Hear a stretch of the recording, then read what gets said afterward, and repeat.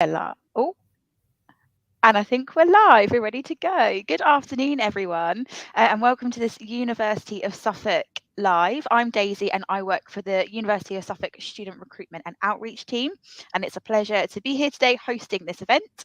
Today, we're talking all about health and social science courses at the university, and we have several people on the call to talk you through the different courses that they lead on or are part of. We are just waiting for a couple more people to join us. As always, in this new virtual way of working, there are technical difficulties holding a couple of people up, so hopefully they will join us very soon.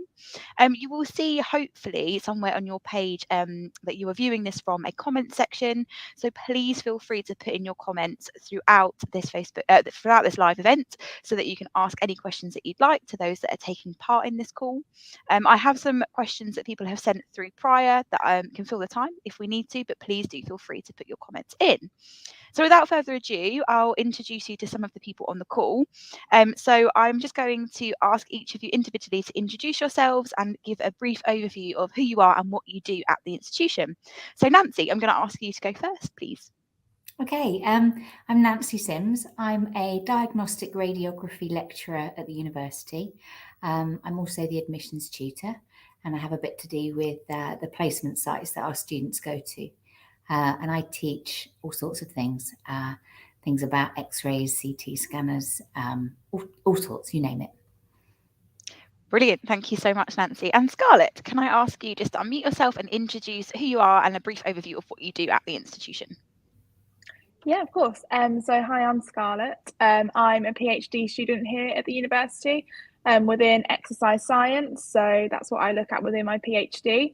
I completed my undergraduate degree here from 2018 to 2021, and then recently started a PhD. So that's where I am in my journey as a student. Brilliant. Lovely. Thank you so much. Right, I'm going to jump straight on in it, and I have got no questions so far, so I'm going to go straight on to the questions that I've been sent prior to this. So my first one is to you, Nancy. So, hang on. I'll go and put 50p in the meter. If you don't want to Oh, brilliant. I thought Nancy just disappeared then. I thought we were having another technical difficulty. No, it's just lighting. This is the cost of living going up. We can't afford to put lights on anymore. No, here I am. I was sitting too still. Getting vein thrombosis, probably. There you go. To wave your arms around. No problem. Right. So my first question is to you.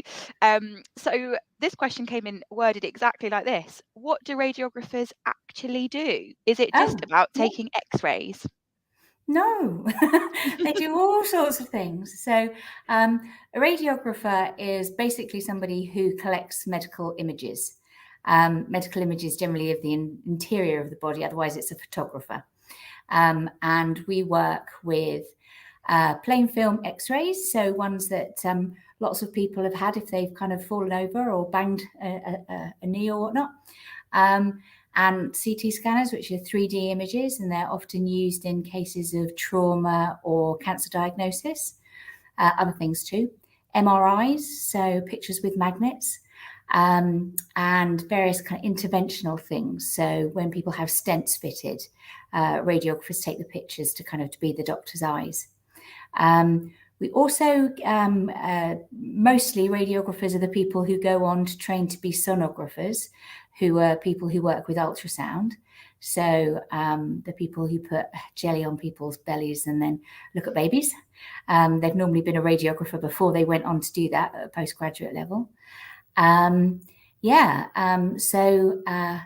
Taking pictures of people's insides with all sorts of equipment. Also, nuclear medicine is another thing which radiographers get involved in, and that's actually using radioactive isotopes to track particular kind of bits of physiology. So it's really very varied, and lots of different modalities, we call them, but lots of different bits and pieces. So not just x-rays. That's where you start, but it's definitely not where most people finish. Thanks. I actually have a follow-up question on that, because I work a lot in schools within the local community, within Ipswich and Suffolk. And a question I get asked a lot by students, and you're probably going to roll your eyes at this, is what is the difference between diagnostic radiography and therapeutic radiography? Yeah, of course. Yeah, actually, there's big differences. The radiographer sort of part of the name relates to the use of radiation. So radiographers use a little bit to take, diagnostic radiographers use a little bit to take a picture. But then a therapeutic radiographer will use a lot to kill cancerous cells. And although there are some things which are definitely in common between our two disciplines, we're kind of, we're kind of sister professions, I'd say. So yeah, one's about pictures and one's about treatment in a nutshell. Brilliant, perfect. That was a brilliant nutshell. Thank you very much. Scarlett, I'm going to come to you next. So, Scarlett, you mentioned that you've gone right the way through University of Suffolk from undergraduate and now onto your PhD. So can you talk a bit about doing a PhD in sports science? So what do you actually look at? What's your thesis about with your PhD?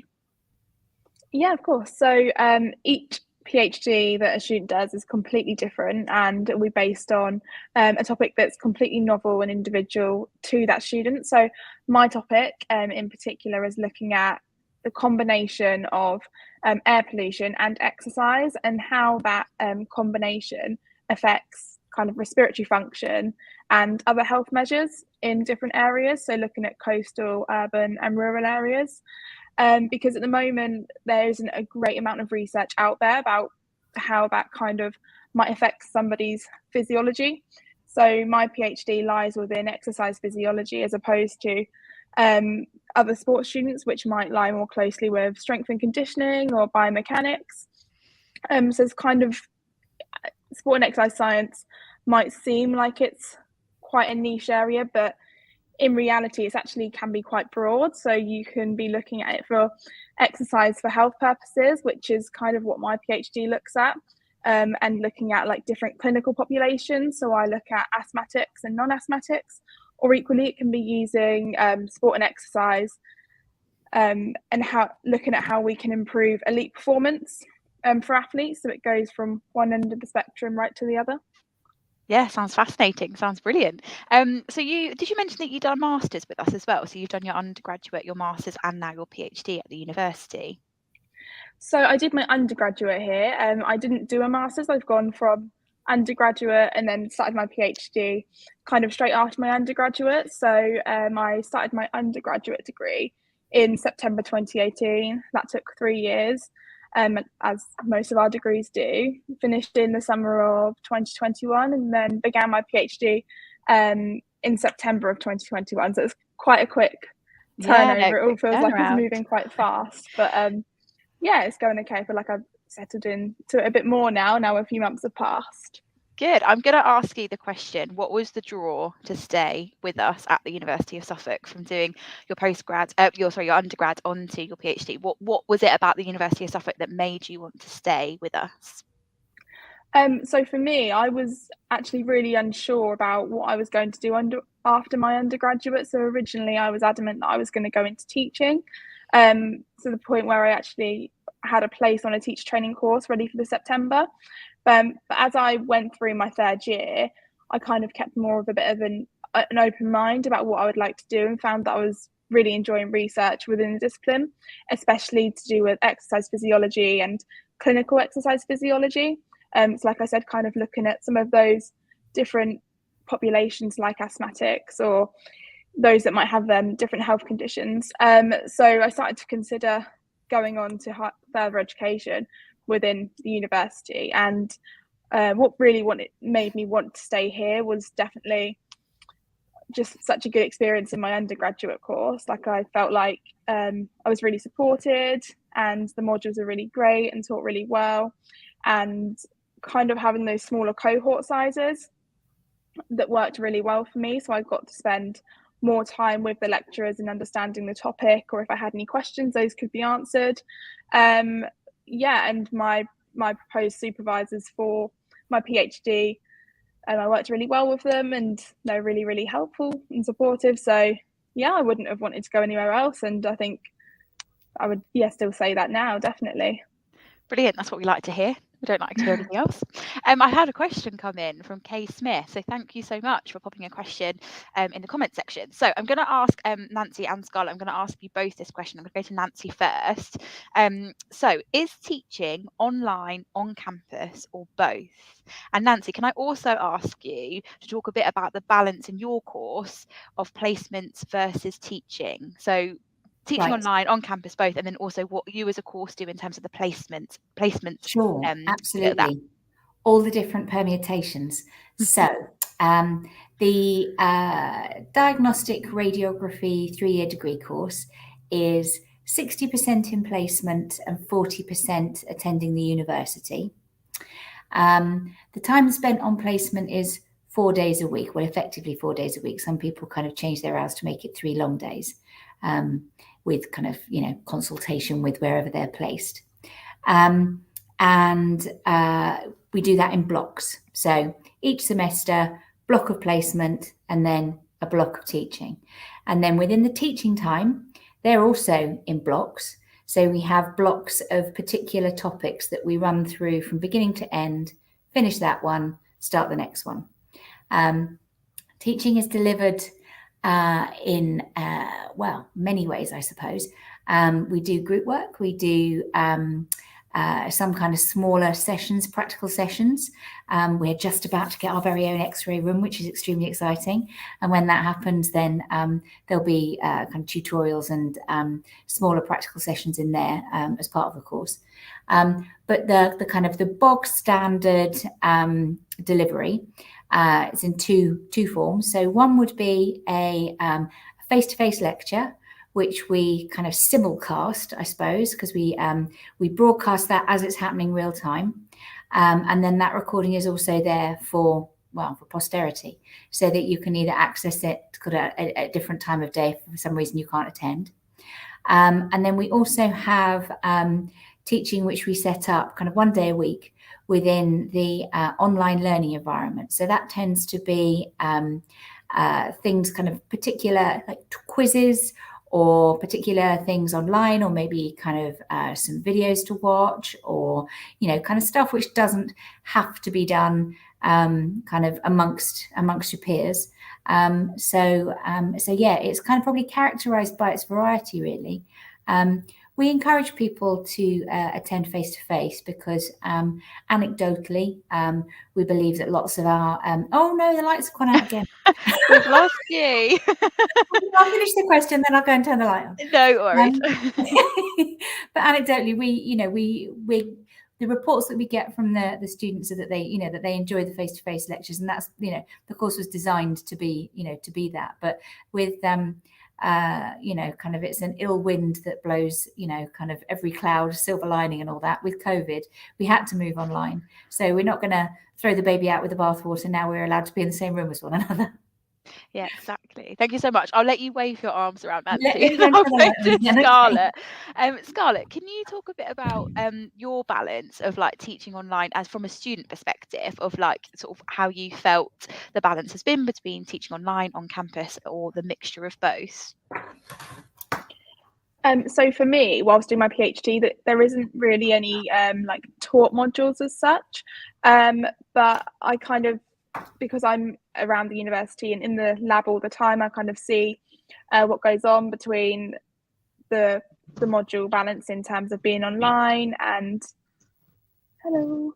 Hi, Mary and Heather. Hello everyone. Apologies, we've had some technical difficulties this end. Apologies. Don't worry, we explain the technical difficulties to our viewers. Scarlett's just talking a bit about how she manages the online versus in-person teaching whilst doing a PhD. So I'll let Scarlett just finish, and then I'll come to you, Mary and Heather, to introduce yourself. So Scarlett, sorry, if you just want to finish off what you were saying. Yeah, so in terms of undergraduate teaching, from what I know within sport, it is predominantly face-to-face, because obviously that is kind of the preferred way of learning, and especially with the practical elements of sport and exercise science and the different modules, the kind of being in person for that is irreplaceable. But equally, when obviously we did have to go into lockdown, everything did have to be online. Yet what we found from that, or from a student perspective anyway, is that some of that was actually quite helpful for the content to be online because it was there when we needed it, and we could use it accordingly for assessments or to look back at or to refer to.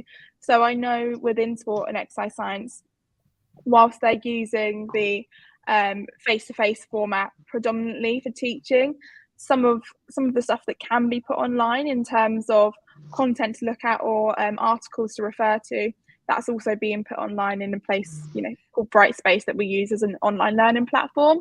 So a kind of a combination of the two does seem to work quite well.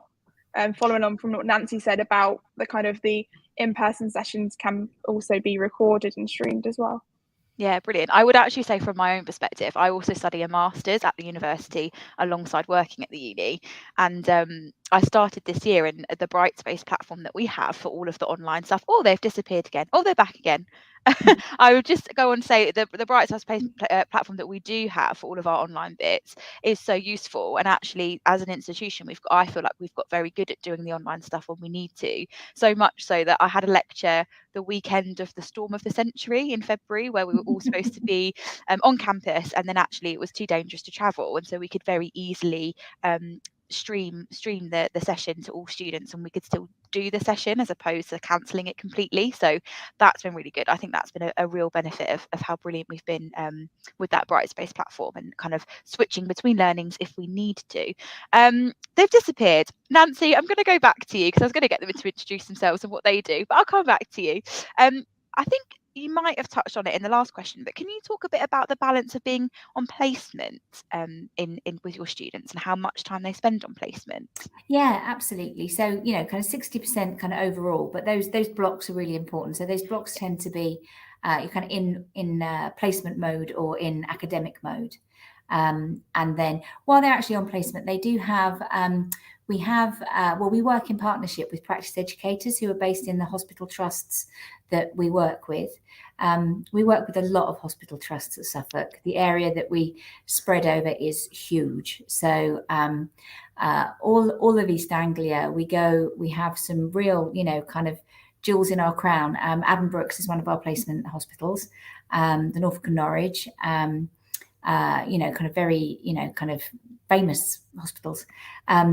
And then we have Peterborough, King's Lynn, we have James Paget, nearish Yarmouth. And then we go down to Southend, we've got Chelmsford, we've got Basildon, Bury St Edmunds, Colchester, Ipswich.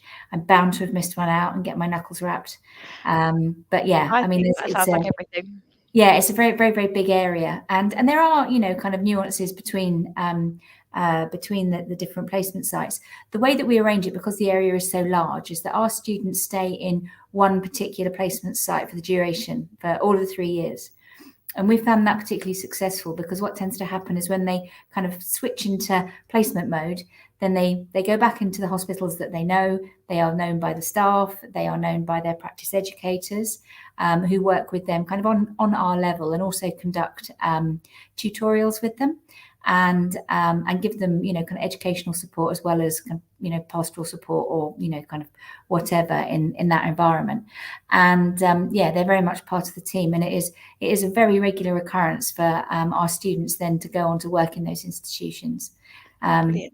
Yeah, so that, you know, that happens quite often, but yeah. Just to make it really clear again for the students that I work with quite a lot in year 12, and when they're looking at like applying for university courses, when students are on placement, I think we need to be really clear that is it academics that are teaching them on placement, or is it the real life people that are working in those hospitals? Real life people who are doing the real life proper job. Yeah, absolutely.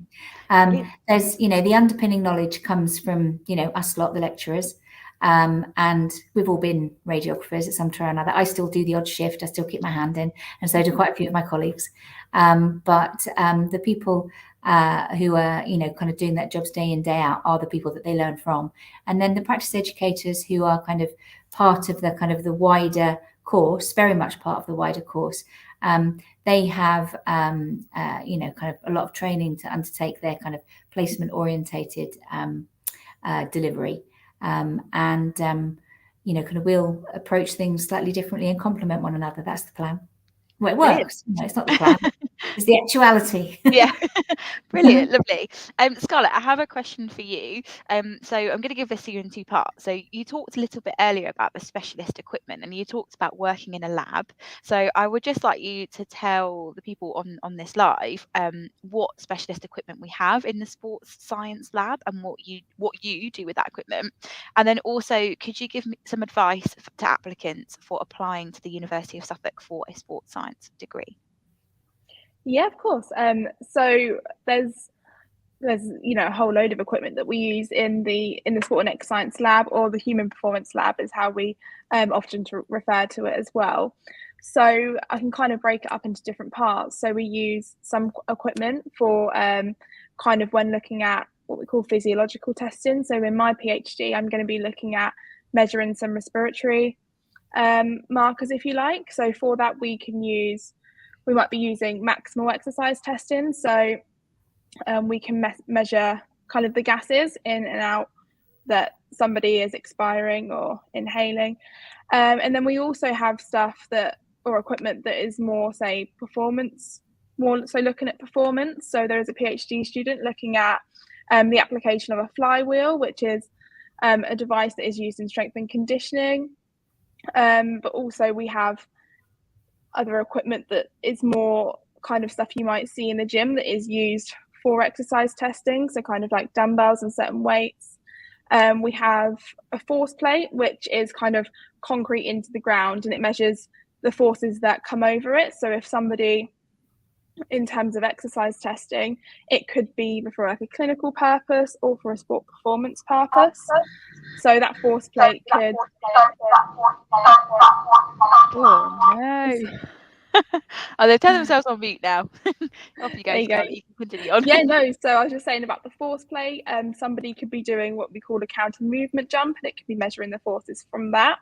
Or it could be somebody with a health condition that we're looking for them to just walk over the force plate and kind of measuring the way that they walk and whether that may need to be altered. So yeah, there's a kind of whole load of different equipment that can be used for either clinical testing, clinical exercise testing, or again, more sport performance based.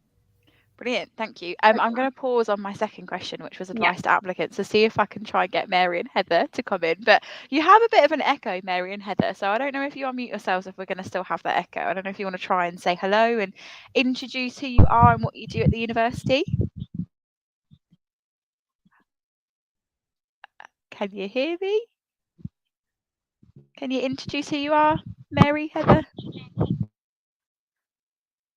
Can you hear us now? Yeah, can you hear us? Not quite. We're having... yes, I can hear you now. Yeah, go on. See if we can... All right, lovely. Hi, my name's Mary Carter. I do apologise, everybody, with the awful technical issues. Anyway, I'm one of the co-course leaders for the 3-year full-time adult nursing BSc course here at the university, and I've been doing this for 12 years. And we've currently got on our books nearly 400 adult nursing students, actually, in various stages of progress across the 3 years. And half of them are in placements at the moment, and half of them are in theory settings. So if anyone has any questions in particular that Heather or I can answer, Heather's here to introduce herself. Hi, Heather. Hello, my name is Heather. I'm the course leader for mental health nursing. So it's nice to be able to join you finally. And again, apologies for the technical difficulties. So that if there is any questions or anything that somebody might like to know, then we're here to answer questions. Lovely. I'll keep an eye on the chat, but I've got a question that we had that was sent in earlier. So I'm just going to ask, let me just check my questions that are in front of me. So what is mental health nursing? In a nutshell, that was a question that came in.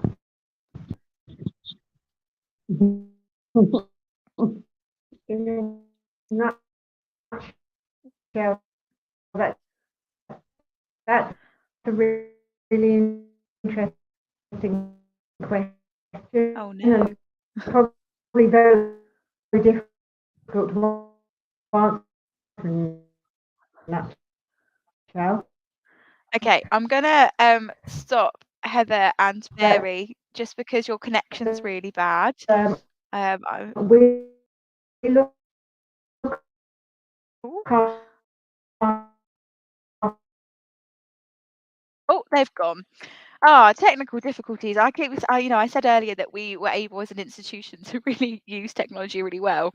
Clearly today that's showing that maybe it's not. No, I think it's probably just their connections wherever they're sat in the institution. That is now my dog barking at some pigeons outside, so I do apologise. I'm going to look to start wrapping up this live. I'm just going to ask, I'm so sorry, he's a little dog but has got a big bark. Nancy, I'm just going to come to you and ask for your top tip for applicants in terms of applying to the institution for your course and what happens at the interview stage. Yeah, absolutely. So top tips is do your research, really. Find out whatever you can about being a radiographer. Obviously, COVID times have made this rather tricky, but the top tip always would have been historically, and probably is now again, where possible, to visit a department, to go and actually have a look at a radiology department. Just to know it's the right place that you want to work. If you sort of walk in like I did and you're kind of like, wow, then that's a good fit. So that's what I'd say. And just anecdotally, this is probably quite silly, but I just thought that it's a good illustration with the lights kept on going off. That the university takes sustainability issues very seriously.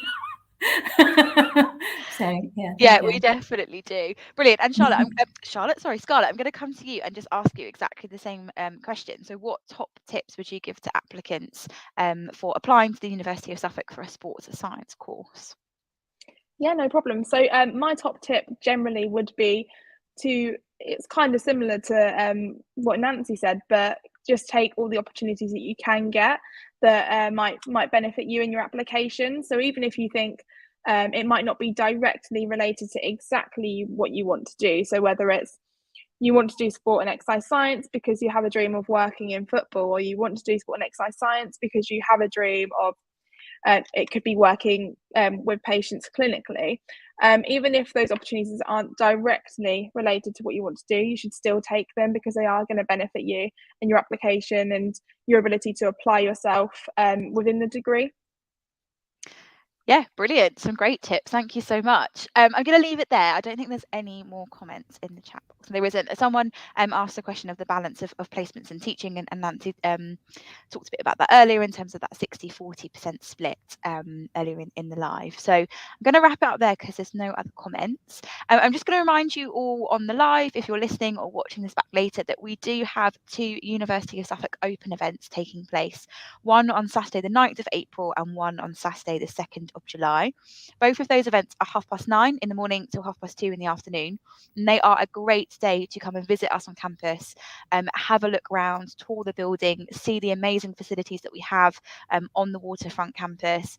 Ask academics any questions that you might have, because we have lots of academics that come to open days to be there to answer any of your questions. I can see in the comment section that someone has very kindly put a link to the University of Suffolk website where you can book onto those open days. We also have a great function on our University of Suffolk website, which is the live chat function. And that is a live chat function that goes straight through to someone in the admissions team or in the student recruitment and outreach team. And that is someone that can answer any questions that you might have regarding all the way through the application process, right from the beginning, just asking a question about a course, or all the way through to if you've applied and you've got a place with us, it might be a question about student accommodation. But I would definitely recommend, if you have anything further that you would like to ask, go onto the University of Suffolk website and use that live chat function. I'm going to wrap it up there. I'm going to say a massive thank you to Nancy and Scarlett for joining us today. And yeah, I'm really sorry that Mary and Heather didn't get a chance to be with us, but hopefully we'll rearrange and do another live with mental health nursing and child and adult nursing as well, so we can get their thoughts and reflections about being at the University of Suffolk. So I think I'm dead on, almost 30 minutes. I know we started a little bit late, so we have run over slightly. But thank you so much, Scarlett and Nancy. Is there anything else you'd like to add before we wave and say goodbye? No, if you're if you're thinking about becoming a diagnostic radiographer, then my details are all over the website, and drop me an email and I'll try and help you if I can. Lovely. Yeah, and similar to Nancy, if you have any questions, then do reach out, or if you get a chance to come to an open day to see the facilities we have, then yeah, please do. Yeah, come and look at our facilities, they're good. Yeah, they're lovely. And it's especially nice when it's very sunny, like on a day like today. It's Definitely. beautiful on that waterfront. Lovely. Thank you so much all. I'm going to wave goodbye and I'm going to leave the studio as my button says at the bottom. So thank you so much. And we hope to see you at an open event soon. Bye.